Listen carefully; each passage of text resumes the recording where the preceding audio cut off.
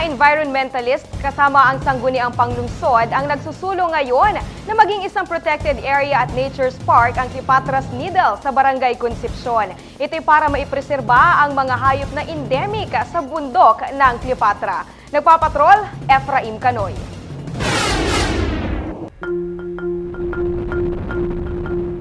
Anim na 48 kilometro mula sa kabisera ng lungsod matatagpuan ang Barangay Concepcion.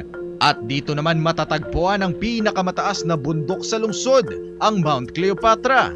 Ayon sa mga environmentalist, tunay na mayaman ang Mount Cleopatra o kung tawagin ng ilan ay Cleopatra's Needle.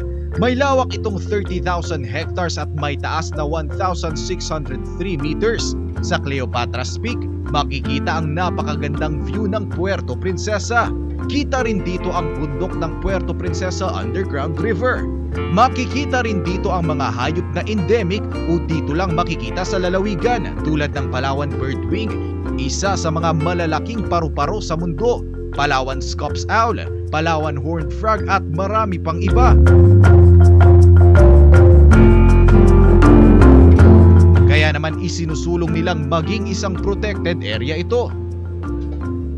Napakaganda kasi ng Cleopatra's Needle, isa itong key biodiversity area at nakikita nating napakagandang corridor mula sa mga hayop at mga halaman na maaring tumawid from the west coast to the east coast.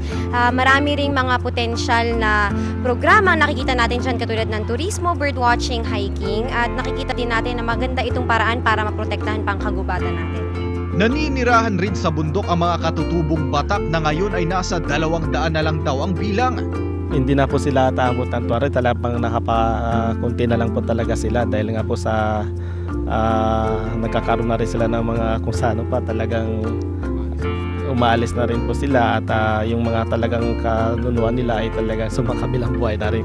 Matapos na mabalita ang napapasok ng mga iligalista ang lugar, isang resolusyon ang isinumite ni City Councilor Rogelio Castro na maging protected area ang Mount Cleopatra at maging isang nature's park rin na maaaring maging isang tourist destination sa lungsod.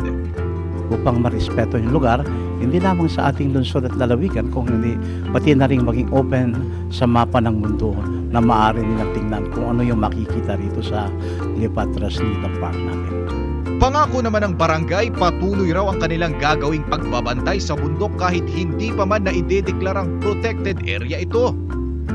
Actually talagang yan ay isa sa mga tinututukan din po ng barangay na talagang pinangalagaan din po natin dahil isa sa mga, sabi natin sa mga tourist attraction po natin yan, yung Mount Cleopatra na upang hindi mapasok ng mga iligalista at walang habas na maabuso ang Cleopatra's Needle. Ito ang dahilan kung bakit isinusulong ng sanggunian at ng ilang mga environmentalist na maging protected area at nature's park ang nasabing lugar.